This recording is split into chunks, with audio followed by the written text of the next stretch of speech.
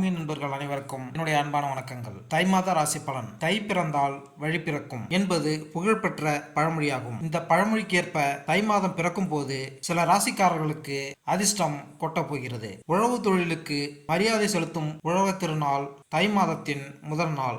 அமாவாசை நாட்களில் பித்ருக்கள் பூஜையை முறையாக செய்து குடும்பத்தில் குழப்பம், சண்டை, வியாதி, வம்ச விருத்தியின்மை போன்றவை ஏற்படும். உலகில் உயிர்கள் பிறக்க காரணமாக இருப்பது சூரிய ஒளி என்பதால் இந்தியாவில் பெரும்பாலான விரதங்கள், பண்டிகைகள், விசேஷங்கள் சூரியனின் மையமாக வைத்து கொண்டாடப்படுகிறது. அதாவது சூரிய பகவான் தனுசு ராசியிலிருந்து மகர ராசிக்கு பெயர்ச்சியாகக்கூடிய மகர சங்கராந்தி ஜனவரி 15ஆம் தேதி, அதாவது தை மாதம் தொடங்க உள்ளது. சூரியனின் ராசி மாற்றத்தால் சிறப்பான பலன்களை பெறக்கூடிய ராசிகள் அல்லது ராசிக்காரர்கள் யார் என்பதை இங்கு பார்ப்போம். சூரிய பகவான் தன்னுடைய மகனான சனி பகவானின் வீடான மகர ராசியில் சஞ்சாரம் செய்ய உள்ளார். மகர சங்கராந்தியான தை மாதத்தின் 12 ராசிகளின் வாழ்க்கையிலும் சாதகமான தாக்கத்தினை ஏற்படுத்தும். கிரகங்களின் ராஜாவாகவும் ஆத்மகாரனான சூரிய பகவான் ஜனவரி 15ஆம் தேதி மதியம் 2:32 மணியளவில் மகரத்தில்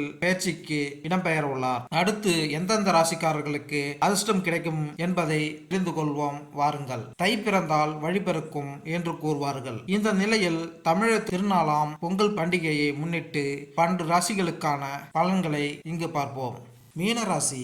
எனது அன்பார்ந்த மீனராசி நண்பர்களே, உங்களுடைய லக்கணத்தில் ராகு பகவான் அமர்ந்திருக்கிறார். 7ஆம் வீட்டில் கேது பகவான் அமர்ந்திருக்கிறார். தை மாதம் உங்களுடைய 6ஆம் வீட்டு அதிபதியான சூரிய பகவான் மீனராசிக்கு லாபஸ்தானமான மகர அறிவிப்பில் அமர்ந்து அனைத்திலும் லாபத்தை கொண்டு வந்து சேர்க்க போகிறார். தை மாதத்தில் இதுவரை நீங்கள் கண்டிராத புதிய புதிய முயற்சிகள் உங்கள் இல்லம் தேடி வரப்போகிறது.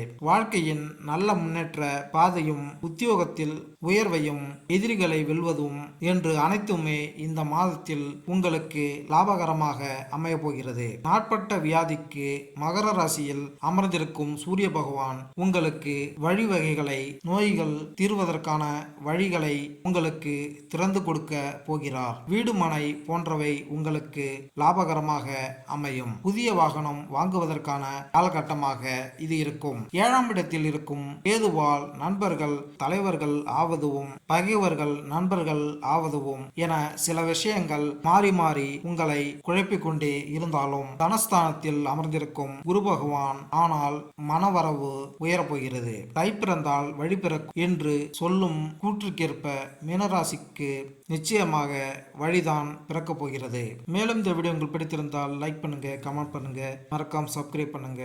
நன்றி, வணக்கம்.